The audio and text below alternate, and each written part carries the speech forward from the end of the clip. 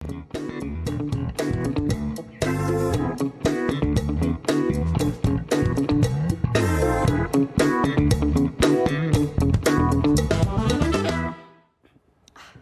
dulu tempatnya keren ya. Halo dokternya harus kelihatan gak sih? Oh, biar cakep. Loh, bentar. Kok Mbak Lula tampak lebih muda hari ini ya? Pakai skincare apa nih? Muda banget kelihatannya. Loh, ngomongin tua, ngomongin muda, gak bahaya tah? Bukan, ini kok kayaknya ada yang tampak lebih muda dari biasanya ini ya. Bukan skincare sih, lebih ke makanan yang bergizi aja. Oh, makanan bergizi. Sorry. Ini siapa ya? Anda siapa ya ini? Oh, oke. Kita belum berkenalan. Bukan Lula tapi Lala. Clara. Oh, Clara. Halo, aku Dika. Clara, Dika. Oh, ini yang baru ya? Iya, yang benar. katanya baru. Aduh. Baru Boleh nggak seperti tiap hari yang ini aja boleh nggak? Semangat pagi ya. Pagi banget, tapi tadi tampakannya seger banget ya, karena makanan bergizi barusan ya? Makanan bergizi dong. Oh, pasti nggak stunting dong waktu kecil dong? Oh iya dong, stunning dong. Kok stunting Shimmering dong. splendid. Oke, dan pas banget ngomongin soal, ini keren banget kita bridgingnya ya, ngomongin soal gizi dan tadi stunning, nggak pasti stunting ya kan? Betul. Kita mau ngomongin stunting hari ini. Wah, menarik nih. Iya. Karena kayak semuanya ya di mana-mana tuh ngomongin soal stunting ini, kayaknya nggak selesai ya? Kita buka dulu. Oke, let's. Monggo silahkan, ladies first. Wah. Tumben banget ya kayak saya hari ini ya. Nah, di sini kita mau buka dulu ya, Clara ya. Buka apa puasa? Bukan dong, kan enggak, lagi bulan puasa. Iya Nih, juga sih. boleh dipegang. Ini baik. Kita buka dulu. Assalamualaikum warahmatullahi wabarakatuh. Selamat pagi pemirsa Indonesia. Jumpa lagi dengan saya Dika dan partner baru saya, Clara, di Iya. acara Halo Dokter. Karena sehat itu asik. Dan hari ini kita mau ngebahas soal stunting ya. Dan kayaknya sudah sering banget nggak sih stunting dibahas di mana-mana? Di mana-mana, siapa aja, ya nggak sih? Banyak banget di setiap acara-acara seminar, acara-acara kesehatan pasti ngebahas stunting. Kenapa? Pemerintahan swasta, semuanya. Semuanya. Udah ngomongin stunting. Kenapa kira-kira ya? Kenapa nggak selesai ya? Kenapa kira-kira? Kayak beban hidup kita ya. Kayak Iya, makanya maksudnya kan padahal yang namanya Indonesia itu kayaknya negara yang kaya bukan sih? Betul. Laut ya, ikan kita kurang banyak apa coba ya Iya, kan? ada. Tanah kita ditumbuhin apapun juga bisa gitu Iya, kan? Taruh segala sesuatu tumbuh dia. Iya, kecuali rasa cinta, mungkin tidak selalu gampang tumbuh. Aduh, kenapa jadi ngomongin itu? Tapi intinya adalah banyak banget yang namanya anak-anak stunting di Indonesia yang entah kenapa kok ya angkanya susah banget buat nyampe ke target gitu loh. Apa mungkin karena masyarakatnya masih kurang begitu paham tentang apa itu stunting ya kan? Makanya kita mau bikin paham nih. Nah, ada ayo kasih paham. dua narsum yang keren sekali. Betul Ada siapa, sekali. Clara? Yang pertama kita ada Dr. Novitria Dwinanda SPAK. Dia adalah spesialis anak, subspesialis nutrisi dan penyakit metabolik anak. Yes, dan karena kita mau ngebahas soal dampak stunting terhadap tumbuh kembang anak, Betul. makanya kita perlu juga mengundang tamu kedua nih yang ahli soal tumbuh kembang anak pastinya. Nah. Siapa, Clara? Dr. Pandu Caesaria Lestari, SPAK, spesialis anak, subspesialis neurologi anak. Nah, itu dia. Jadi harapannya setelah kita ngobrol-ngobrol ini bakal lebih paham nih, Clara. Betul, jadi nggak ada lagi stunting tapi stunning semua ya. Stunning, Asik. shimmering, splendid. Jadi intinya adalah kita pengen nih supaya pemirsa semua lebih paham lagi soal stunting dan bagaimana supaya jangan sampai kena dampaknya. Betul, cara penanganannya, pencegahannya. Betul. Nah, mungkin ibu-ibu kan pasti tertarik banget ya, biar tahu ya kan.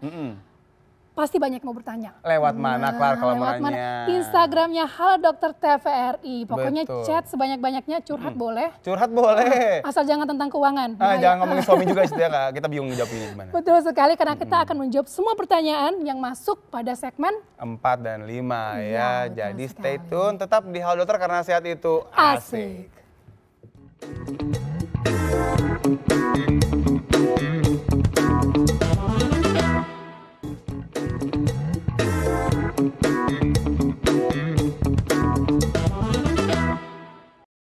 Kembali lagi di Halo Dokter, karena sehat itu asik. Asik. Nah, kita pengen Iya. bahas tentang stunting ya. Stunting. Ya, karena harapan kita harusnya jadi stunning dong. Iya, Tapi dan kenapa stunting ini masih banyak gitu kan? Itu dia. Dan di Indonesia kita pengen banget angka stunting itu turun. Harus. Nah, tapi turun sampai mana?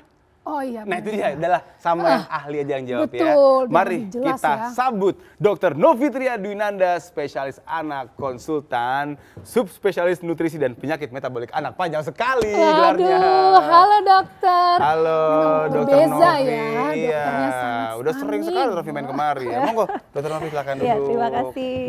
Dr. Novi apa kabar? Baik, alhamdulillah. Dan apa sekarang sibuknya?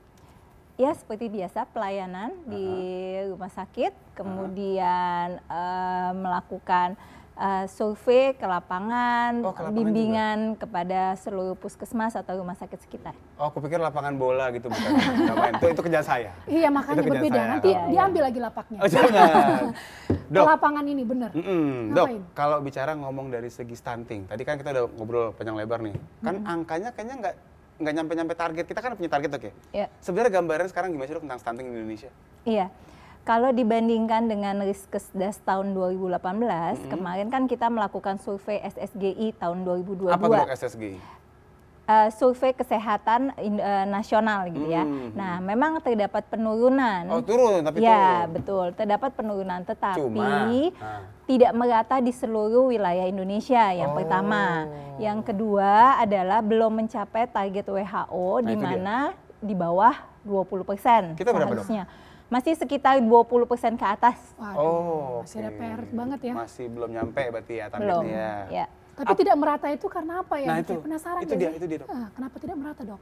Ya, tidak merata banyak sebabnya kan, penyebabnya. Jadi satu bisa karena pengetahuan. Pengetahuan mengenai seharusnya bagaimana sih memberikan nutrisi pada anak, bagaimana dari dia ASI, bagaimana dia apabila dapat susu tambahan, bagaimana dengan MPASI yang benar dan tepat itu bagaimana. Oke. Lalu kesadaran masyarakat untuk datang ke posyandu dan puskesmas secara berkala untuk melakukan penimbangan berat badan, tinggi badan, lingkar kepala dengan cara yang tepat. Ya kan? Artinya harus lepas baju, harus dalam kondisi telanjang, baju minimalis seperti itu. Dan kemudian masalah tentang rujukan. Ya kan, Rujukan apa tuh? rujukan. Jadi apabila menemukan anak-anak Kasus. dengan berat badan yang kurang, bagaimana yang harus kita lakukan dari tingkat puskesmas ke akhirnya ke RSUD dan seterusnya. Oke. Jadi rujukan bertahap untuk akhirnya dapat ditangani secara lengkap. Oke, Dok, mungkin biar lebih jelas Klar ya. Kita lihat, dokter ada slide mungkin yang pengen Boleh, di-share. boleh, Nah, boleh. biar lebih jelas gitu Betul. gambaran stuntingnya. Monggo, Dokter Novi silakan. Iya, terima kasih. Dengan senang hati, Dok. Oke, hari ini kita akan mendiskusikan adalah dampak stunting. Tapi tentu saja kita awali dulu apa itu stunting, ya kan? Harus dibedakan stunting dengan short stature. Oke, jadi apabila nutrisi yang tidak adekuat diawali dengan kalori yang tidak cukup, protein yang tidak cukup, dan mikronutrien yang tidak cukup, itu akan berdampak pada pertumbuhan anak. Oke. Oke. Tidak ada namanya stunting tiba-tiba. Tiba-tiba Mendadak anak saya stunting. Oh. Karena itu ada perjalanannya. Selalu diawali dengan gagal tumbuh. Berat badan masih naik, tapi nggak cukup. Oh, tapi berarti artinya nggak stuck ya, tapi naik. Cuman Naik, tapi nggak cukup. Karena ada berat badan minimal yang harus dicapai setiap anak per bulannya. Tergantung dari usianya. makin anaknya tua, Makin kecil kenaikannya, Oke. ya. Misalkan kenaikan anak 2 bulan ke 3 bulan, berat badan minimal 750 gram. Oh, dia naik tapi cuma 500. Oh, kurang 250. Ya, kita tidak aware pada saat itu. Tenaga kesehatan, penimbangan tidak aware, akhirnya dianggap tidak ada apa-apa. Kan naik juga lah gitu. Iya, akhirnya. lalu hanya ya sudah Bu, datang lagi untuk menimbang. Oh, Tidak oke. dilakukan intervensi, tidak ditanya kondisinya. Oke. Akhirnya bila itu berkelanjutan, dia akan jatuh kepada berat badan kurang. Berarti untuk mengetahui ini kita harus plotting ya, plotting di buku KIA. Buku ya. yang suka dibawa-bawa ke posyandu Yang itu kan? warnanya pink. Warnanya Ya, warnanya pink. pink. Iya. Ada kok, saya ada. Oh, ada, masih ada Dulu ya. banget ya. Dulu Ada, banget ya. ada. Nah, jadi kalau nggak diplotting, kalau nggak dititikin, biar mana bisa tahu kalau berat badannya kurang. Iya. Ya, jadi sekarang semua tingkat vaskes kesehatan dari posyandu, puskesmas, rumah sakit harus mau menitiki. Nah, kemudian kita nggak aware, jatuhlah dia pada gizi kurang dan gizi buruk. Apa bedanya dok antara kurang sama buruk? Ya, jadi kalau berdasarkan kurva WHO, berat badan berdasarkan tinggi badan, kalau gizi kurang adalah di antara min 2 sampai min 3 SD. Nah, kalau gizi buruk terletaknya di bawah dari min 3 SD. Jadi jauh lebih rendah dibandingkan itu. Nah, kemudian akhirnya jatuhlah pada stunting. Stunting itu adalah yang menggunakan kurva panjang badan berdasarkan usia. Nah, yang ditakutkan bukan stuntingnya, bukan pendeknya, tetapi yang ditakutkan adalah pertumbuhan otaknya yang menjadi tidak maksimal. Seperti itu. Nah, dokter sebelumnya berarti jelas ya di sini ya, karena banyak itu orang berpikir bahwa stunting itu gizi buruk. Nah, itu yang akhirnya bisa dikelirkan oleh dokter ya, bahwa itu hal yang berbeda. Betul, karena anak stunting bisa dalam kondisi gizi baik. Kok bisa dok? Bisa, karena akhirnya semuanya mandek. Ya kan? Akhirnya kelihatannya dia pendek tapi gendut gitu. Jadi parameternya ya, parameternya yang berbeda ya dok. Jadi gendutnya itu yang dikira baik, padahal sebenarnya pendek dan itu stunting. Betul, dan oleh karena itu dia harus di-plotting. Ini adalah salah satu dari kurva di buku KIA. Ya, jadi sekarang coba dicek masing-masing anaknya bukunya diisi enggak. Dan pada waktu penimbangan minta diisi. Isi dong. Ini halaman yang panjang badan per umur ya berarti. Betul ya, ini adalah panjang badan berdasarkan usia. Jadi kita harus membedakan antara short stature dengan stunting. Karena tidak semua pendek itu adalah stunting. Kalau keturunan bisa aja kan dok ya memang. Bisa. Gitu. Nah seperti lihat kita pada yang ini adalah dia memang lahirnya sudah pendek. Tapi dia tumbuh sesuai kanalnya. Ya kan, miringnya arah garis itu sama kayak atasnya gitu ya. Betul. Nah, dia akhirnya di usia 6 bulan, 8 bulan dia tetap pendek. Tapi kalau kita lihat dia yang satu ini adalah dia lahirnya bagus. Kemudian dia mendatar. Nah, pada waktu ketemu di kita adalah dia sudah pendek. Nah, untuk bisa membaca ini adalah kita harus punya plottingan. Titik-titiknya mesti jelas. Titik-titiknya harus jelas. Maaf dok, kalau kita bicara stunting ini tuh dia sampai berapa jauh ngedatarnya sampai bisa kita anggap dia stunting? Stunting itu definisinya adalah min 2 SD ke bawah. Jadi berdasarkan kurva tinggi badan berdasarkan usia, tergantung dari jenis kelaminnya, usianya kita plotting min 2 SD ke bawah. Berarti sekali aja ketemu min 2 SD ke bawah langsung kita anggap stunting kalau bentuknya begini? Betul, jadi kalau min 2 SD ke bawah kita tahu dia pendek, lalu kita tracing ke belakangnya. Lalu yang kemarin-kemarin gimana?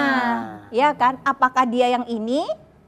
Artinya dia growing, dia tumbuh, atau dia mendatar seperti itu. Oleh karena itu, stunting itu dikaitkan dengan malnutrisi kronik. Ingat, stunting tidak ada yang tiba-tiba. Kemarin baik-baik aja, terus hari ini tiba-tiba anak saya stunting, gitu ya? Gak bisa. Jadi gak mungkin. Jadi maka dia adalah kondisi dengan malnutrisi kronik. Kenapa sih heboh banget stunting itu kita kejar harus selesai pada 1000 hari pertama kehidupan? Ternyata pada 1000 hari pertama kehidupan, yaitu diawali dari masa hamil. 1000 itu dari masa hamil hingga usia 2 tahun, ternyata fungsi pertumbuhan otak itu adalah mencapai titik maksimalnya. Nah, titik maksimalnya itu apa aja? Yaitu melihat, mendengar, dia mencapai puncaknya kurang lebih di usia 3 bulan. Kemudian bahasa, ya, dia mencapai puncaknya di 9-10 bulan, dan kognitif. Dan semua itu terjadi puncaknya di usia hingga usia 2 tahun. Jadi kebayang, apabila modalnya kurang, ya kan, ini kan kayak bensin ya, modalnya kurang, dia pasti tidak akan mencapai titik maksimal yang harusnya dia punya. Berarti artinya bisa sampai gangguan pendengaran, gangguan penglihatan gitu dong? Betul, artinya dia bisa gangguan bahasa, global delay development, gangguan perkembangan gitu ya. Keterlambatan yang paling kita takutin adalah kognitif. IQ-nya, ya kan? Betul, dan akhirnya 40 tahun ke depan negara kita menjadi ada satu generasi hilang karena dulunya dia stunting. Ya kan, sekarang IQ-nya nggak nyampe gitu loh. Akhirnya perekonomian turun, ya kan? Semuanya menjadi turun. Itulah yang ditakutkan. Apalagi Indonesia kan mau menghadapi bonus demografi ya 2045. Jadi generasi itu harus dipersiapkan. Nah, dokter, kira-kira apa cara yang terbaik ya untuk bisa memberikan istilahnya gizi yang terbaik juga nih dalam 1000, pencegahan dalam 1000 HPK tadi dong. Jangan dulu dok, Jangan tahan dulu. dulu, dokter Jangan jawab dulu. dulu. Karena ini menarik sekali ya, Iya, Dika ya. benar. Dan kita pastinya akan mendengarkan jawaban dokter ini setelah yang satu ini. Yes, Tetap jadi di Top Halo Dokter. Karena sehat itu Asik.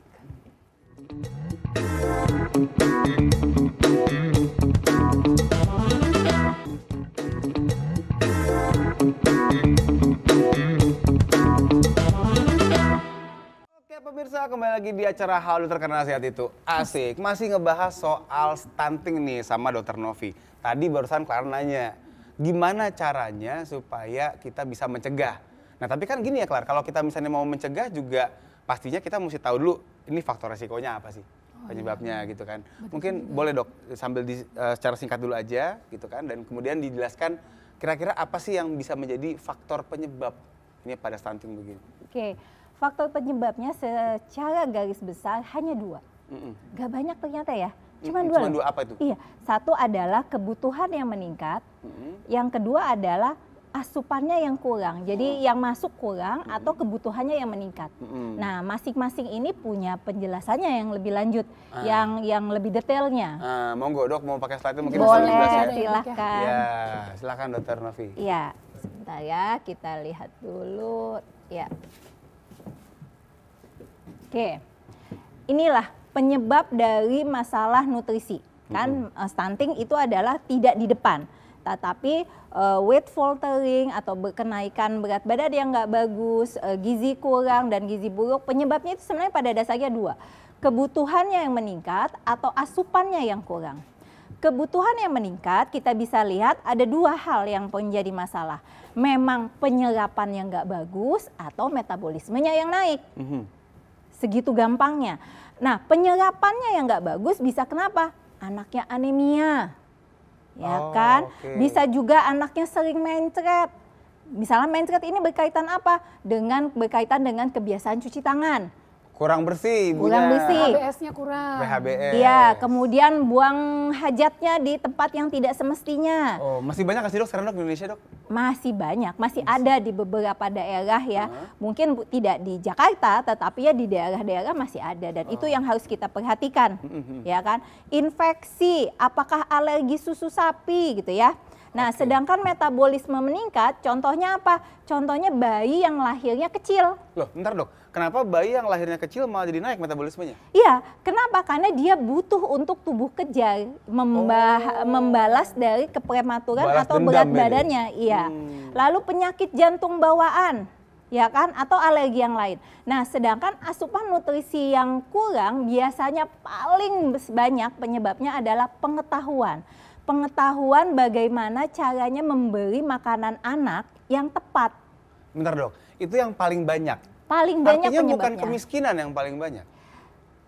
Karena kan Enggak kalau sih orang, ya. maksudku gini, ada nggak atau banyak nggak orang yang sebenarnya nggak miskin-miskin amat nih, tapi emang nggak ngerti aja cara ngasih makan anak. Betul, betul Pengetahuan sekali. berarti. Iya, berarti miskin pengetahuan, bener miskin ilmu gitu. Iya, banyak betul. dok kasusnya. Banyak. Jadi dia mampu ayahnya beli rokok misalkan. Oh iya. Ya. Sering Mendingan terjadi ngudut, di iya, mana-mana ya. bener. Tapi anaknya dikasihnya sayur mayur aja tanpa memperhatikan protein, tanpa memberikan lemak. Oleh karena itu sekarang kan pemerintah melakukan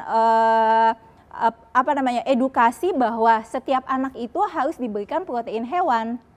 Harus hewan ya? Harus hewan. Kenapa dok harus hewan? Harus hewan karena di dalam protein hewan mengandung asam amino esensial, which is yang badan kita nggak bisa buat. Bikin sendiri? Iya, Oke. dan ternyata untuk meningkatkan pertumbuhan linear, pertumbuhan otak, itu adalah membutuhkannya asam amino esensial. Yang dapat dari proporsinya hewani. kalau dibandingin hewani Betul. sama nabati. Nah, berarti gimana dok? Itu mesti dikombain nggak yang hewani sama nabati? Nah, yang lebih utama adalah hewan, karena yang nabati tadi adalah yang non esensial, yang artinya tubuh kita masih bisa membuatnya. Oh, makanya ayo mari kita makan kambing. Kan kambing Telur. hewani. Iya, tapi kan nggak harus kambing ya. Oh, sorry. telur lah kalau buat anak-anak. Saya lagi pengen makan kambing soalnya, maaf. Terus dok, terus.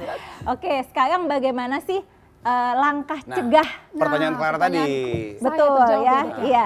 Jadi sebenarnya pemerintah sudah melakukan mengeluarkan Permenkes ya mengenai Pedoman Nasional Pelayanan Kedokteran Tata Laksana Stunting.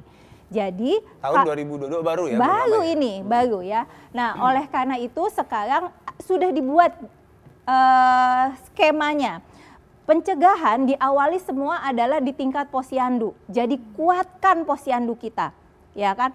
Pastikan bahwa alat timbangnya adalah alat timbang yang benar. Sekarang gimana dok, kalau kondisi kita di lapangan nih, tadi kan dokter sering ke lapangan Ya, nih. ya. Gimana dok, udah cukup kuat belum posyandu Nah, kita? sekarang adalah pemerintah sudah mulai menyebar timbangan yang menggunakan digital, di mana di belakang koma itu ada 2 digit. Jadi kalau dulu kan kita pakai Cari apa sih, pakai ini batik yang digantung-gantung itu ya. Iya, ya kan yang pakai timbangan itu sekarang udah nggak dipakai. Oh, udah nggak dipakai lagi dok? Udah, Justru sekarang kan posyandu banget itu. Iya. Itu trademarknya Khasnya posyandu. banget ya. Iya. sekarang ganti semuanya. Baru pengen nyobain aku di situ. Bisa nggak muat tuh? Kayaknya nggak bisa Nggak ya, muat robek kayaknya. Oh, kayaknya. iya. Iya. Jadi selain ditimbang dengan alat yang benar, timbang dengan cara yang benar. Yaitu? Jadi bajunya harus dibuka. Oh. Dan orang tua yang diminta untuk anaknya ditelanjangin, jangan marah, ya kan? Sekarang kalau anaknya kecil tapi pakai baju, pakai jaket, pakai topi, Jadi berat banget dong. jadi berat. Jadi nggak nggak bawa payung ya? Bawa barbel gitu. jadi Ngapain nggak pakai bawa tahu barbel? berat badan aslinya, ya Pampers kan? juga dok ya, pampers ya? Benar, pampersnya harus dilepas. Kalau penuh ada BAB berat juga. Oh, Oke. Nah, yang ketiga adalah dilakukan plotting di buku KIA tadi. biar ketahuan. Sehingga kita bisa memilah menjadi 5 hal besar. Ya kan, kalau dia berat badan, tinggi badannya baik, tidak ada gagal tumbuh, maka dia timbang lagi di posyandu. Kalau dia sudah mengalami berat badan nggak naik aja, seperti yang tadi, harusnya naiknya 750 tapi naiknya cuma 500 gram. Atau berat badannya kurang, gizi kurang, maka dia sudah terindikasi rujuk ke puskesmas. Oke. Nanti di puskesmas akan ditata laksana oleh dokternya, dan di situ ada poligizi, biasanya ada TPG-nya. Jadi harus ditangani oleh 2. TPG itu berarti tim ahli gizi. Ahli berarti? gizinya. Oke. Oke. Kalau dia gizi buruk, tentu harus langsung ke puskesmas. Nah, kalau dia stunting, dia harus langsung ke RSUD. Jadi ke puskesmas dia hanya sebagai singgah. Untuk dirujuk kemudian ke RSUD. Iya, betul. Hanya singgah, karena kan alur pembayaran harus dia mampir dulu ke puskesmas. Tetapi nanti dia akan ditangani oleh dokter spesialis anak di RSUD. Oh, karena stunting itu udah jatahnya dokter spesialis anak ya, Clara ya? Betul, betul. Nah, sedangkan anak yang prematur atau berat badan lahir rendah, dia langsung ke RSUD. Jadi ini adalah skema yang sudah dibuat mengenai tentang dari pencegahan dan penata laksanaannya. Iya, dan kalau kita lihat tuh ya, Clara ya, apa namanya, yang namanya pencegahan tuh sebagian besar dari algoritma ini, dari grafik ini tuh semuanya tuh kebanyakan pencegahan. Betul. Berarti kan memang yang kita harapkan sebenarnya adalah cegah. Mencegahnya Betul. itu yang harus benar ya dok ya? Ya, betul. Nah, sekarang bagaimana sih harusnya kita memberikan MPASI? Karena kan penyebab terbesar adalah pemberian MPASI yang tidak tepat. Nah. Baik dia tidak tahu ataupun tidak bisa gitu ya. Iya, Tapi iya. kan sebenarnya bisa diakali, ya Dengan? kan? Sebenarnya pemerintah sudah membuatkan ini di buku KIA. Buku KIA ini ada yang lebih baru lagi nih, saya belum update tahun 2022. Jadi dia sudah dibuat. Jadi kalau dulu kan ya, kalau di buku KIA-nya Mas Dika kan mungkin masih yang bubur kacang hijau ya. Masih hitam putih kayaknya, belum ada warna tuh. Nah, sekarang udah banyak nih yang isinya sudah benar, dikasih ayam, dikasih daging, dikasih ikan. Jadi intinya di dalam makanan anak kita harus mengandung 1 karbohidrat, oke, 2 harus mengandung protein hewan. Hewan ya. Betul, tadi ditanya berapa banyak kebutuhan hewannya, yaitu 10-15% dari total kalorinya. Kebutuhan kalorinya. Betul. Nah, jangan lupa diberikan lemak. Ini yang suka kita lewatkan. Takut ngasih anaknya lemak. Ya kan, lemak itu dia butuhnya 30-40% dari total kebutuhan kalorinya. Lebih banyak lemak daripada protein ya ternyata. Betul. Buat anak-anak ya? Iya, buat anak-anak. Dok, tadi ini nggak ada gambar kelapa, maksudnya santan berarti? Betul. Jadi Oke. lemak itu bisa santan, bisa minyak sayur, minyak kelapa, apapun itu. Oh, berarti santan itu sehat tuh deh ya buat anak ya? Betul. Oh, Ya, mari masih makan dibutuhkan. rendang semuanya anak-anak ya. Mana harus bisa, rendang ya? nggak harus bisa, rendang. Oh, nggak sorry, bisa. maaf. Saya pikirnya kalau santan tuh rendang, oh berarti nggak selalu. Lagi Diapain dok? lapar ya Nggak, dia ini ya? tapi diapain? Agak sedikit sih memang. Diapain santannya biar sehat? Dok, kan orang bilang santan nggak sehat katanya. Iya, santan ya dimasak. Misalkan kita mau bikin apa? Opor ayam. Oh. Boleh dong, opor ayam gitu ya. Pakai santan itu ya? Pakai santan kan opor. Daun kelornya dibikin pakai santan. Iya, atau mau Saya dibikin roaming, emang pakai gulai. daun kelor ya? Oh, iya, Ya kan, gulai Oh, kan bisa bisa juga. juga gitu ya. Jadi bisa atau ditumis pakai minyak gitu kan, Oh. margarin atau yang lainnya, ya kan. Jadi itu juga harus dimasukkan. Jadi jangan takut-takut ngasih lemak. Enak jadi anak-anak ya, makannya masih bebas gitu ya, makan Betul. minyak, makan santan. Disiapin lagi. Saya mau jadi anak lagi ya, nggak bisa ya. Ya terus dok? Oke, kemudian jangan lupa vitamin dan mineral. Vitamin dan mineral ini terdapat dalam sayur dan buah. Oke, jumlahnya tidak perlu terlalu banyak. Boleh nggak dikasih bumbu-bumbu? Boleh. Ya kan, artinya mau kasih bawang merah, bawang putih, tergantung wilayah daerah itu terbiasa makan apa. Dari umur 6 bulan berarti? Dari 6 bulan nggak masalah. Mau ngasih bawang merah ditumis gitu ya, boleh saja. Dan yang menjadi sering pertanyaan ibu-ibu adalah, boleh nggak sih dikasih garam gula? Ya boleh aja, tapi dengan jumlah yang tertentu, yaitu seperti ini. Oh, Ya, jadi bukan lagi makanan anak MPASI yang mulai makan itu hanya dikukus. Ya kan, kadang-kadang zaman kan dulu juga dok kayak cuman alpukat di blender doang gitu. benar. Dibikin apa pure apa namanya? Betul, Nah. terus hanya ngasih kentang aja. Oh, Ya kan, enggak hanya ya ngasih harusnya pisang ya. aja. Nah, itu tidak boleh. Padahal harusnya warna-warni kayak gini ya dok. Betul. Piringnya ya. Karena kita harus memenuhi kebutuhan karbohidrat, proteinnya, lemaknya, vitamin dan mineral. Sehingga kalau kita ngasih alpukat aja, Kurang. mana protein hewan? Iya harusnya nasi liwet lah minimal. Iya betul. Atau nasi rames. benar, nasi liwet. Oh bener lagi iya. Nasi liwet dikasih ayam atau goreng, dikasih goreng. telur dadar gitu ya, tinggal teksturnya disesuaikan dengan usianya. Dibikin lebih lunak Betul. gitu. Oh, oke. Ya. Silakan dok lanjut lagi dok.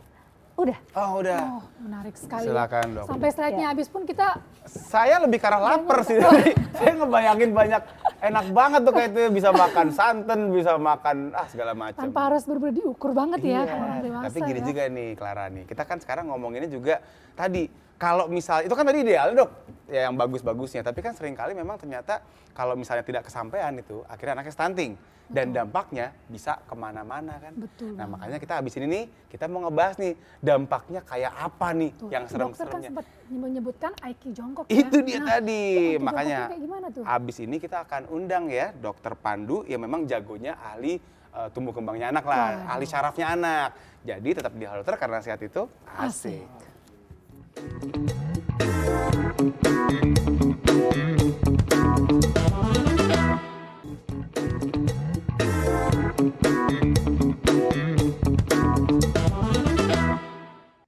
Kembali lagi di Halo Dokter karena sehat itu Asik. asik. Nah ini makin seru ya pembahasan kita hari ini ya. Makin kayak seru. bersama dokter-dokter yang stunning ini. Stunning bukan stunting. Stunning, hati-hati loh. Betul. Selisihnya tipis. Selisih soalnya. tipis. Nah buat teman-teman yang nonton semuanya jangan lupa untuk kirimkan pertanyaannya. Karena semua pertanyaan masuk akan kita bahas secara tuntas. Iya, kemana nanyanya? Ke Instagramnya Halo Dokter TVRI dong. Itu dia. Dan biar makin lengkap gitu kan, makin jelas juga nih bahasan hari ini. Kita mengundang nih Dokter Pandu Cesaria. Pasti lahirnya normal nih. Oh enggak, lahirnya Cesar. Cesaria Lestari, spesialis anak, konsultan neurologi. Monggo Dokter Pandu, silakan. Halo dokter, Iya, selamat pagi. Pagi Dokter Nanti Pandu. Cesar atau normalnya kita tanyakan langsung kali. Yoi. Ini saya ganteng sendiri hari ini ya. Oh iya benar. Silakan Bener-bener. Dokter Pandu. Oke, Tadi gue pikir pas Dokter kasih. Pandu yang keluar laki-laki dok, tapi rupanya Tertipu ya. aku tertipu. Dokter apa kabar? Baik, alhamdulillah. Alhamdulillah sehat. Dok, dokter ini kan konsultan neurologi, berarti ahli syaraf anak. Insya Allah. Insya Allah ada ragu-ragu begitu Loh, kayaknya. insya Allah. Dok, kalau anak kena stunting, seberapa heboh dampaknya ke syarafnya? Oke, kalau kita bicara mengenai stunting, biasanya yang dibicarakan dan orang banyak tahu tuh mengenai pertumbuhannya Iya, ya. pendek tingginya Anaknya aja. pendek, kelihatannya gitu ya, kurus gitu. Cuma yang kita kurang eksplorasi lebih dalam itu adalah sebenarnya definisinya itu adalah gangguan pertumbuhan dan perkembangan. Oh, Nah, oke. kan, Ada kembangnya di situ. Ada perkembangannya di situ, betul. kata kuncinya ya tentu saja masalah perkembangan itu sedikit banyak akibat dari perkembangan otak yang tidak terbentuk dengan baik pada fase-fase awal. Tadi 1000 hari 1000 pertama. hari. Nah, tadi Kelahiran, sudah diungkapkan 1000 hari pertama kehidupan itu adalah fase yang paling kritis untuk pertumbuhan otak, sehingga kalau itu tidak terbentuk dengan baik, efeknya sampai dengan dewasa. Pertumbuhan tidak bisa delete, tidak bisa di-undo. Nggak bisa diulang lagi gitu maksudnya Nggak pertumbuhannya. bisa. Tapi dokter kalau melewati misalkan kan ada 1000 ya, kalau 1001 kedeteksi. Agak hitung-hitungan ya. Itu Iya kan setelah Separuh, 1000 hari kira-kira masih Telat nggak?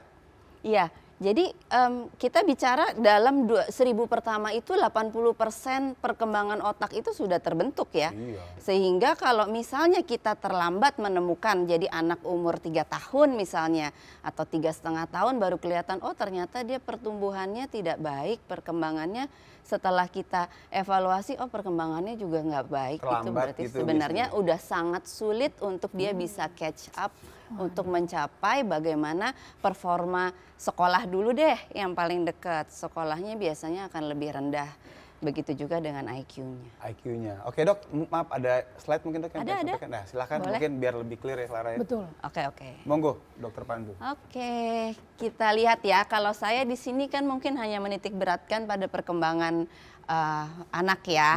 Jadi kalau misalnya kita lihat di sini gangguan pertumbuhan dan perkembangan, sebenarnya definisi stunting itu kan di sini adalah gangguan pertumbuhan dan perkembangan ya. Ya. Kenapa kok bisa ada gangguan pertumbuhan dan perkembangan? Tadi sudah diungkapkan kekurangan gizi. Jadi tidak hanya anak dengan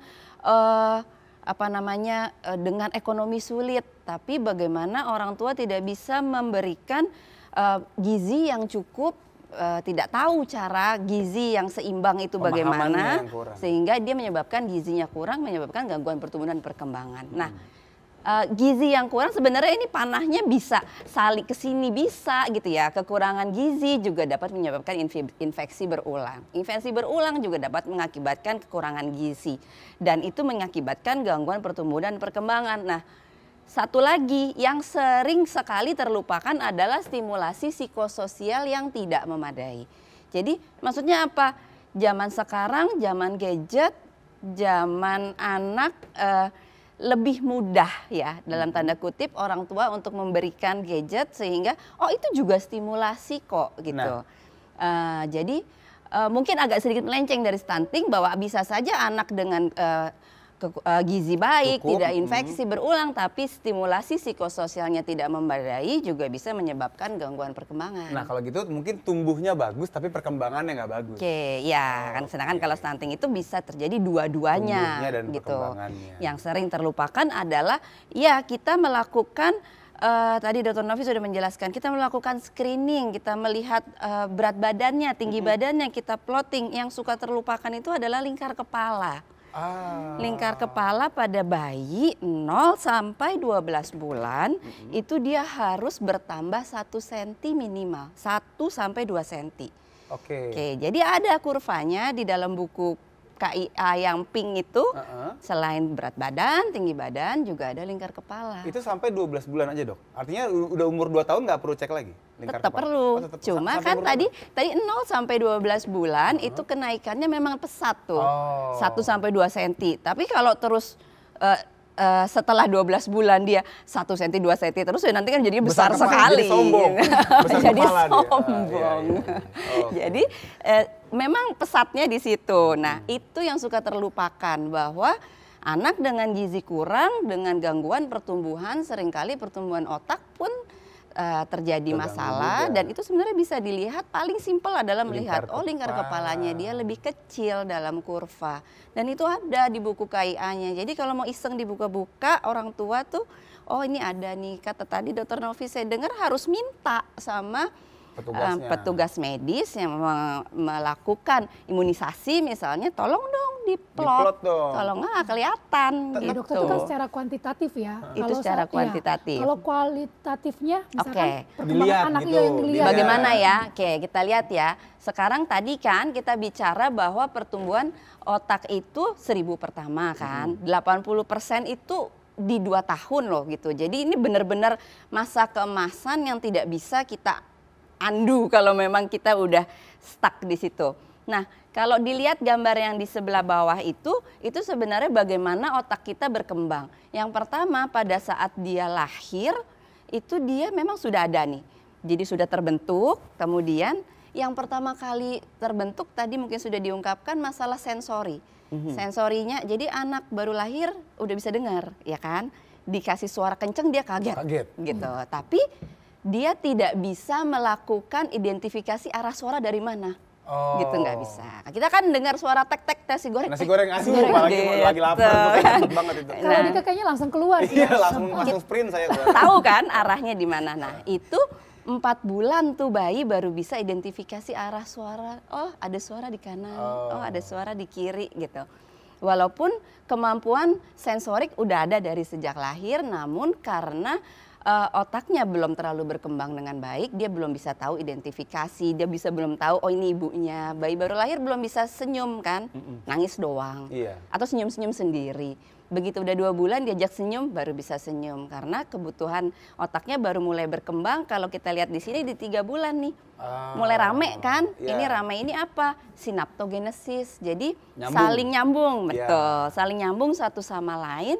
Kemudian di 24 bulan nih udah rame betul, makin nyambung satu sama lain, plus dia terbentuk mielinisasi yang baik. Mielinisasi itu apa?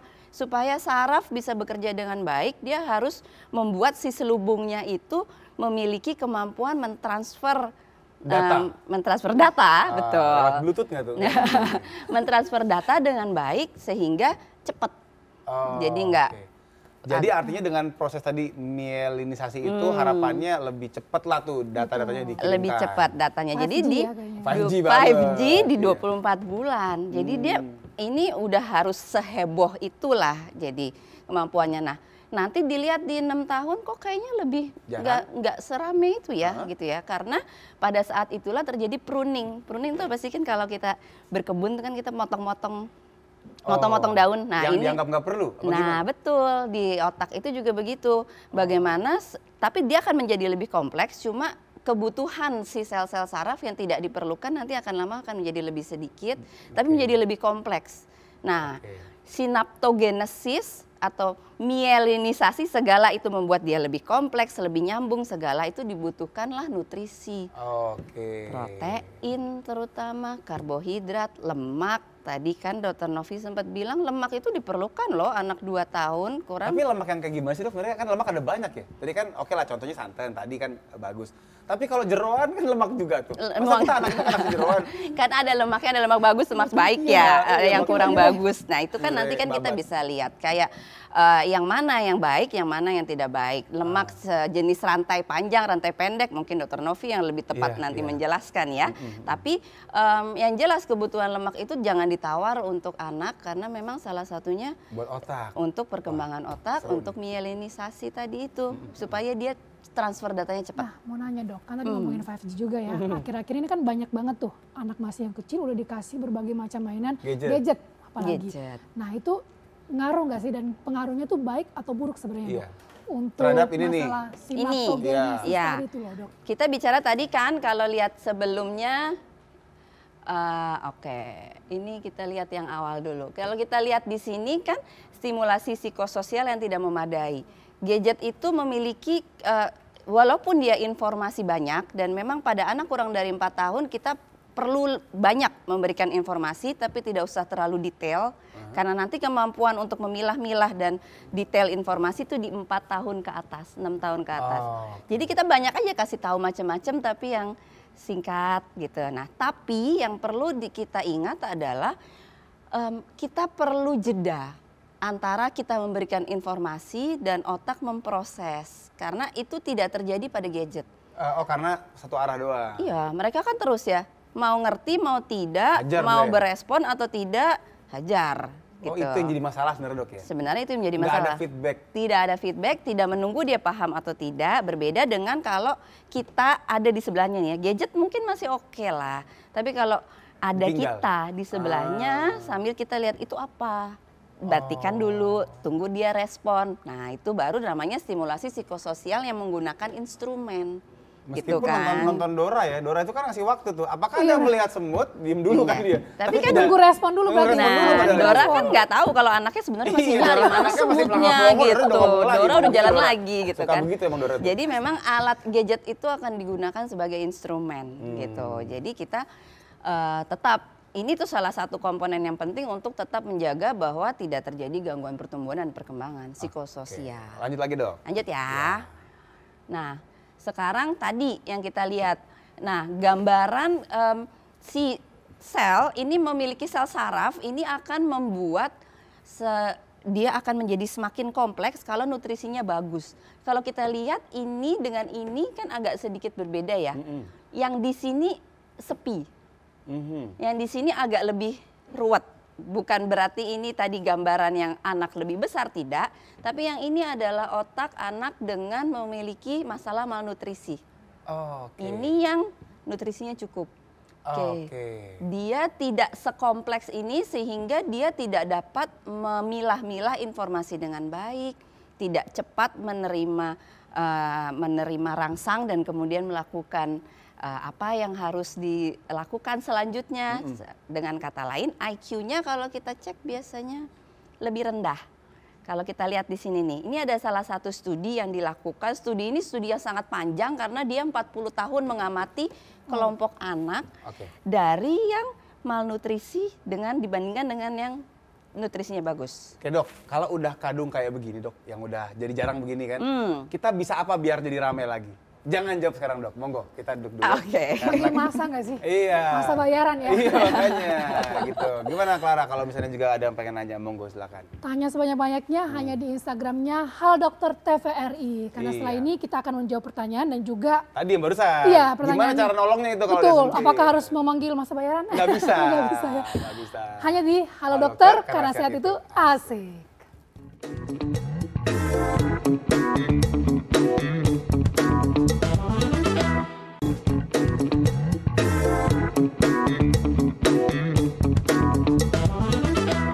Oke pemirsa, kembali lagi di acara Halo Dokter karena sehat itu asik. Masih ngomongin soal stunting bareng Dokter Novi sama Dokter Pandu. Dok, jadi gimana tadi kalau misalnya udah kadung sepi, itu udah terlanjur sepi, biar rame lagi gimana?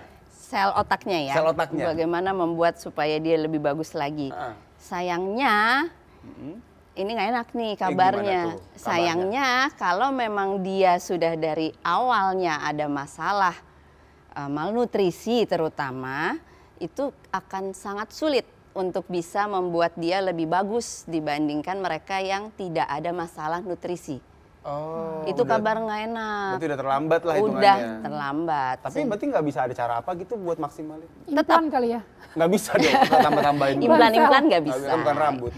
Nggak bisa. Jadi yang memang kita bisa tetap kejar adalah stimulasi psikososial dan kemudian memberikan nutrisi yang cukup baik supaya dia IQ-nya tidak terlalu turun. Berarti artinya lebih ke arah nyelamatin jangan parah-parah amat gitu ya? Nggak bisa samain nama yang nggak stunting. Betul. Kalau kita lihat-lihat di Indonesia tuh kita di Asia Tenggara itu kita termasuk yang paling bawah loh IQ-nya. Jadi ya karena memang masalah stunting yang dulu-dulu belum sempat bisa tertangani dengan baik, mudah-mudahan ke depan nanti lebih baik. Oke, dok, punten dok, kita kayaknya mesti ke Instagram dulu nih, karena udah ngantri Instagram. Boleh dok ya? Kita cek dulu Instagramnya dari siapa nih, Clara nih, coba kita lihat.